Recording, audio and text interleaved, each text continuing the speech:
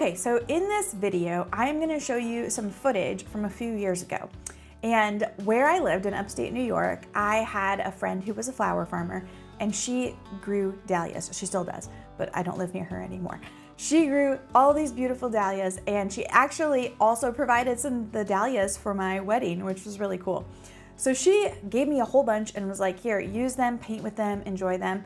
And so I had this incredible wealth of all these different varieties of dahlias.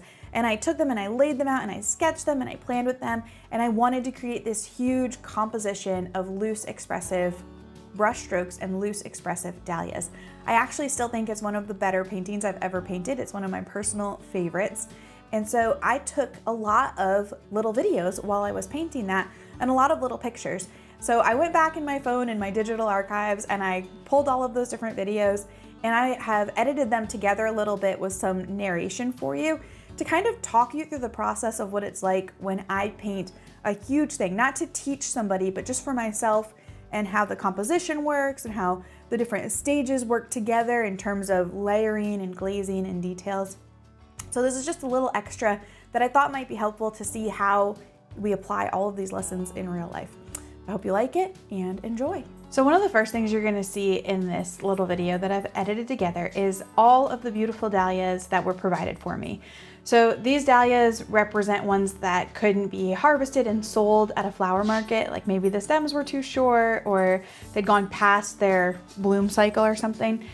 I would recommend whenever possible that you paint from life because it gives you an entirely different painting experience when you're painting from the real thing in front of you. You see the colors differently, you see the shapes differently, you're able to twist and turn them around and really get them to be perfect for you.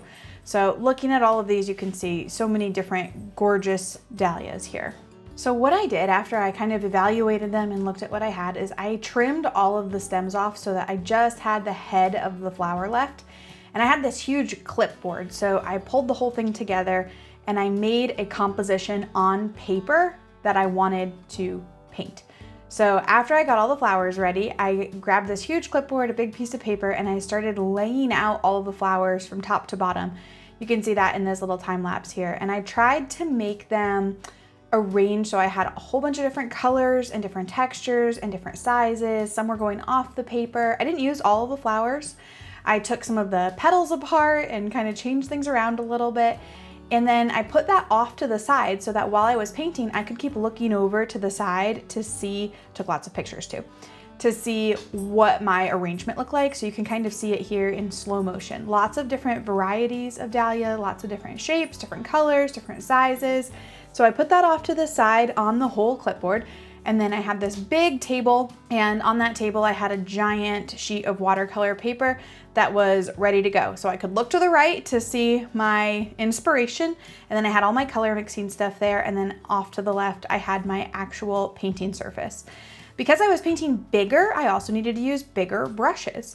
So if you're going to paint really big, just keep in mind you want your whole composition to kind of match that scale. So I had bigger round brushes, and you can see some of the first layers here of those loose brush strokes and start to see how the composition comes together because it's just flower by flower and petal by petal. So you're going to learn how to make these petals and how to make these flower shapes. It just comes together little by little. Here's a little close-up of using a pointed round brush to just start making those petal shapes, and all of those techniques come together, right? We have wet on dry and wet into wet and color mixing and our supply understanding and all of the things from our technique toolbox that we carefully learn and put together. When you're painting something loose and expressive like this too, it's important to remember that you want the essence of the thing. You don't need it to look exactly realistic. You want the essence of it. So you'll see here that as things started to come together, kind of had a first layer down of everything, the next thing I started to do was add leaf shapes in. And I wasn't worried when I put the leaves in about layering them on top of something else or how they would look, if they looked realistic or not. No, I just wanted to bring in a consistent dark green leaf shape. And I kind of went to town with it. And I think that it actually pulled the entire painting together because I had them coming out from behind flowers, overlapping flowers, off from the side of the paper. I didn't worry about getting things perfect. I was going for loose and expressive. So you can see here, I think that that sort of pulled everything together and gave it a really unifying look to it. So after I added all of the leaf shapes in, it was time to start adding all of the tiny details in, and this is an accurate representation of the speed of doing that, very slowly. So with a smaller brush, just adding in tiny details little by little. I don't think I did something on every single petal, but I painted details on most of the petals. And again, we're not going for perfect here. We're not going for realistic. That's not the kind of watercolor painting this is. This is supposed to be more expressive. It's supposed to be a little bit looser. And you can see in this time lapse, you know, hours of work sped up into a few short seconds. So in total, this painting probably took me a few hours, but it's funny because this kind of painting is harder than realistic painting, I think. And so you can paint them fairly quickly once you understand how to do it, but it's years of learning how to do it and practicing those techniques and mastering them so that you're able to actually create something from start to finish.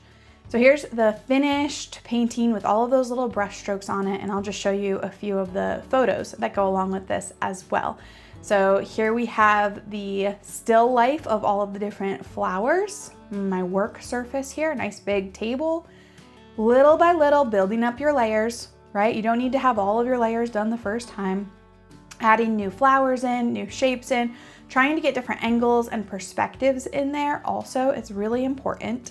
Adding in leaves to bring everything together and to unify it, and then adding in lots of little details, all of those little contour lines, tiny petal marks, some shadows, some shading underneath the flowers in those negative spaces, really pulling it all together. And at the very end, I thought it would be fun if I put the actual flowers back onto my painting where I had painted them. So you can kind of see here the difference between the inspiration for it and the actual finished painting. It was so fun to do this. I would encourage you, if you haven't ever painted something really big, get some big brushes, get a lot of paint mixed up, buy yourself some flowers from the grocery store and just have fun with it. The worst thing that happens is that you spend a couple hours pushing paint around the paper and relaxing and experimenting and challenging yourself. And the best thing that happens is you end up with a painting that is huge and beautiful, and it's actually framed right now behind my desk. I love this painting, so I have held on to it.